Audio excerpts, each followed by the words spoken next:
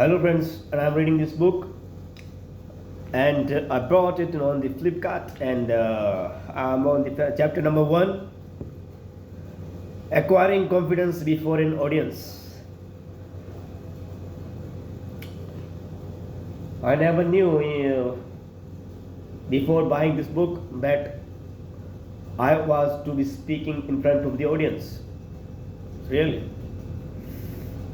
Students of public speaking continuously ask, how can I overcome self consciousness and the fear that paralyzes me before an audience? Did you ever notice in looking from a train window that some horses feed near the track and never even pause to look up to the thundering cars, while just ahead at the next railroad crossing a farmer's wife will be nervously trying to quiet her scared horse as the train goes by?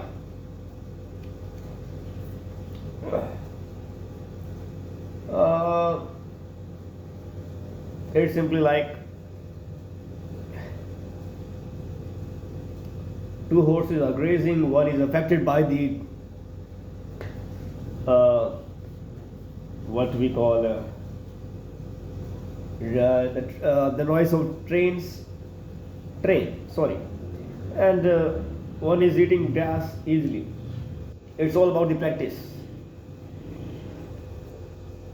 That is written on the book, I would simply say. Practice in speaking before an audience will tend to remove all fear of audiences. Like I am doing. I have done about 100 videos in the last month, 3 months, 4 months. After pursuing for MBA, I quit doing it. Since people are spending a ton of money on the MBA, I have done a master degree in hotel management. I am satisfied with the degree and with my past experience of being a cook and current experience also. So here comes practice before an audience is very necessary.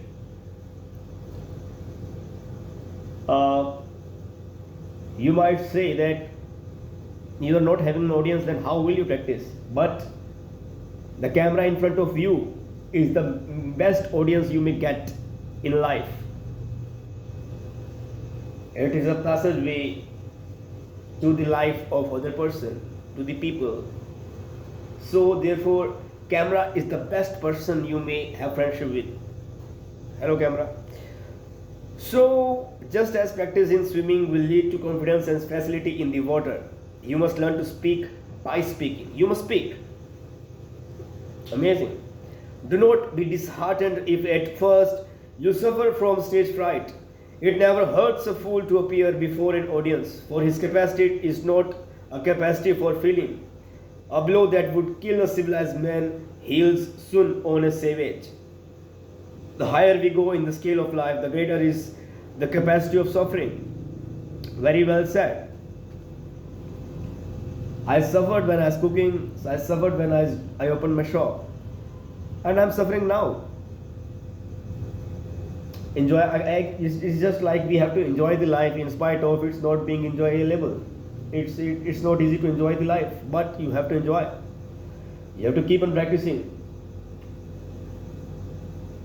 Like while learning, I thought that I'm speaking to the camera, but it's like we are speaking to the million of people who are watching and using mobile, and we are in simple terms, if anyone is listening, I simply say we are in the proximity of the persons.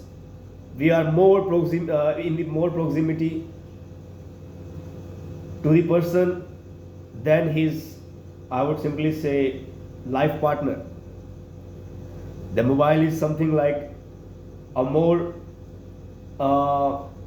intimate than a love partner, a life partner, a child to a mother. And it's such an amazing thing. You are able to get to the proximity, intimate proximity of the person in his life by practicing on this amazing device, mobile. And so is the speaking art. It is you need to practice it again and again.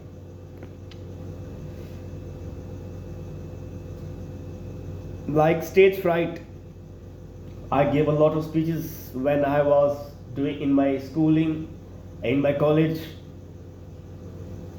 but I was always frightened. But uh, after I went to the restaurants for demanding the job or just saying them I want to learn cooking, went to my relatives, come on man, I want to learn cooking. I was very desperate about cooking, and I learned it by practicing. In spite I had uh, did not have so much capital, I would simply say, in the return of the art of cooking. But sometimes we must be, if you want to learn an art, you need to do it repeatedly. Being an artist is not like being a capitalist person.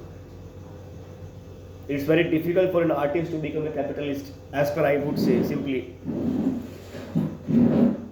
It's very difficult. And what is the point? Stage fright. When I went to cooking, it was just like a stage. You have to cook dishes, and that's the stage you have to act, and you become frightened when you are to toast. If you are told, "Come on, man, cook the food," you can become. When I first cooked something like noodles, chow mein, and made prantha in the tandoor and cut the vegetables. The senior cooks or chefs told me to peel the onion. I was frightened by the sharpness of the knife. Frightened by the act of doing something easy and dangerous. I was frightened by the flame erupting from the oven tandoor, and it led to various accidents, burning of hand. But we must do it again and again. While baking, the blows of heat coming from the oven, you have to accept that you are going to be frightened by the action you are doing. It does not matter what are you doing now, you will be frightened. If you are investing in a market, you will be frightened. Oh, come on man, it will giving me profit or not. If you are doing studying for the education, if you are studying in the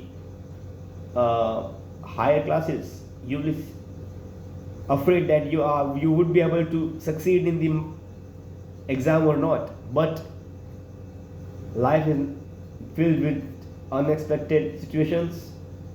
Whatever act you are doing, whatever business you are doing, you will be frightened at a certain point. It will run or not. In spite you are very profitable, but there is a chance of failure and hope for the win everywhere.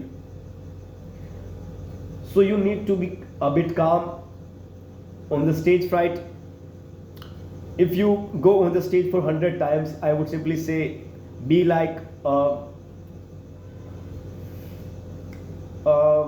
if you want to overcome stage fright, I would simply say, from my experience, from giving speeches in my college, you need to practice, keep on practicing, and do not take it as in what do you say, approach for the success. Take it as an act, and you have to do it. And whenever you are doing a speech, you will be always doing it first time. As a new fresher, there is never a first and last thing. As per people say, first impression is the last. It's never. It would be never. Expressions change. Impressions change. For one reason or another, some master speakers never entirely overcome stage fright, but it will pay you to spare no pains to conquer it. Daniel Webster failed in his first appearance and had to take his seat without finishing his speech because he was nervous.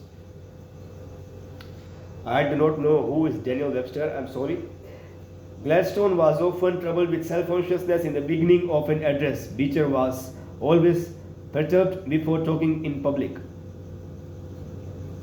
Blacksmiths sometimes twist a rope tight around the nose of a horse, and thus inflicting a little pain they distract his attention from chewing process. One way to get air out of the glass is to pour in water. You need to give some pressure. Be absorbed by your subject. Apply the blacksmith's homely principle when you are speaking. If you feel deeply about your subject, you will be able to think of little else. Focus, concentration, a very necessity point in every act you are doing, speech or whatever, for what reasons you are doing, it does not matter. Concentration is a process of distraction from less important matters. It is too late to think about the cut of your coat when once you are upon the platform. So center your interest on what you are about to say. Fill your mind with your speech material, and like the infilling water in the glass, it will drive out your unsubstantial fears. Self-consciousness is undue consciousness of self and for the purpose of delivery. I really have to see what is self-consciousness, but it would remain always. The fear of the self-consciousness would remain always. We have to practice.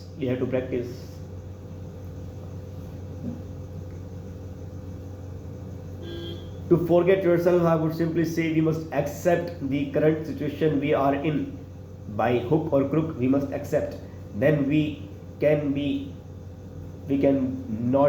avoid being self-conscious all the time, every time. Self-consciousness is then to hold any other view is to regard yourself as an exhibit instead of as a messenger with message with worth delivery. It's like we are messenger. It is sheer egotism to fill your mind with thoughtful thoughts of self when a great thing is their truth. Say this to yourself sternly and shame your self-consciousness into quiescence. If the theatre caught fire, you could rush to the stage and shout directions to the audience without any self-consciousness. For the importance of what you were saying would drive all fear throughout thoughts out of mind, far worse than self-consciousness through fear of. करते हैं ओम पुराणी है